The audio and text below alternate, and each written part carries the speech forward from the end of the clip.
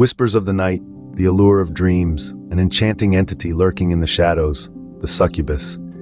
This captivating creature, deeply rooted in folklore and mythology, is often painted as a seductress who invades men's dreams, stirring their deepest desires. Their tantalizing allure doesn't end there. Their male counterparts, the incubi, hold a similar mystique, haunting the dreams of women. The lore of these entities transcends borders and cultures, their presence echoing throughout different eras and societies. Yet they are not mere figments of imagination. They are symbols, metaphors for subconscious fears and desires, their power lying in their ability to influence the dream state, to alter perceptions, and to drain energy. Their allure is potent, their influence profound, and their mystery enduring. As we venture into the dark allure of the succubi, we will explore their complex relationships and characteristics through a triadic lens. First, let's delve into the triad of influence, where the succubus holds the reins. Picture a realm of dreams, a nebulous world where reality and fantasy intertwine. Here, the succubus wields influence, subtly altering the dream state.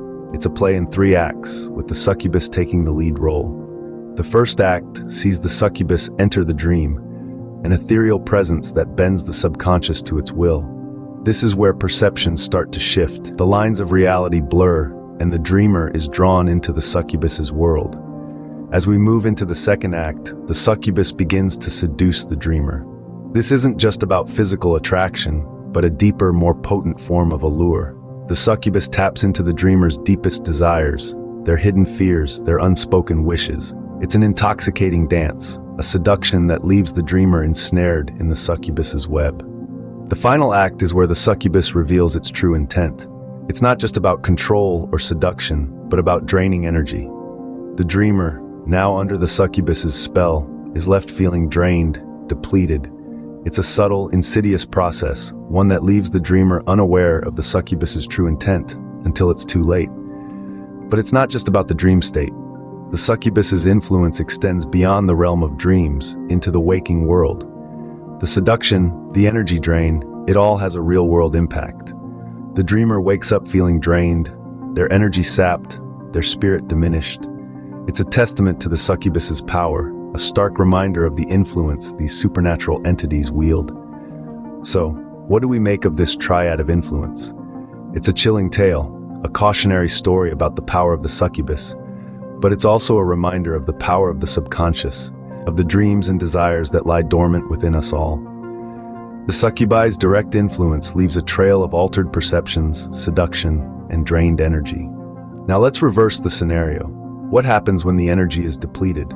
Imagine, if you will, a landscape barren of vitality, a space devoid of the life force that succubi are known to crave. In this reverse scenario, the absence of energy, this negative state, becomes a barrier, a shield against the succubus's influence.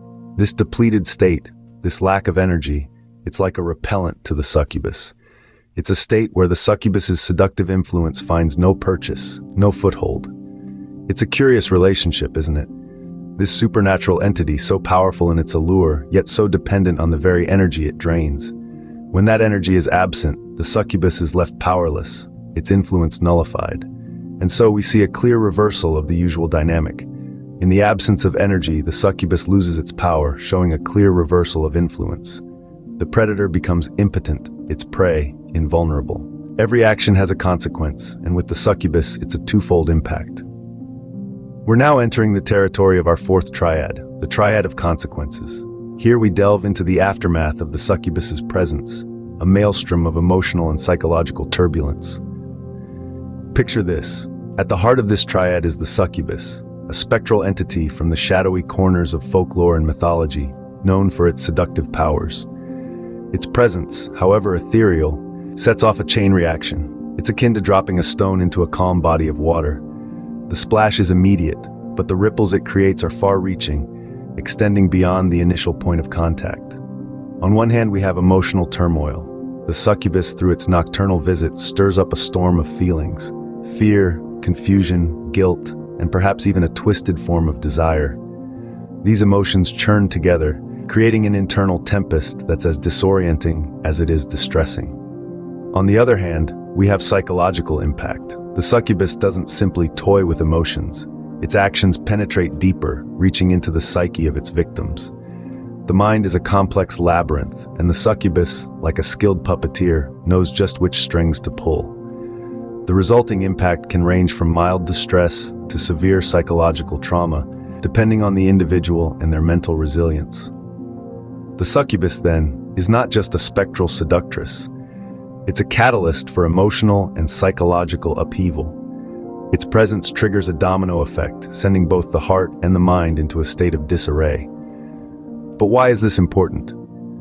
Understanding the consequences of the succubus's influence allows us to better comprehend the depth of its power. It's not just about seduction or energy drain. It's about the lasting imprint it leaves on its victims, a mark that goes beyond the physical and into the realm of the emotional and psychological. So there you have it, the triad of consequences. The succubus, a vortex of emotional and psychological turmoil, leaves a lasting imprint, a chilling reminder of the far-reaching effects of this supernatural entity. In the dance of power dynamics, the succubus, the psyche, and societal myths sway in harmony. This triad, the triad of power dynamics, is a fascinating exploration of how each element impacts the others, creating a balance that's as precarious as it is potent. Let's start with the succubus. This supernatural entity doesn't exist in a vacuum.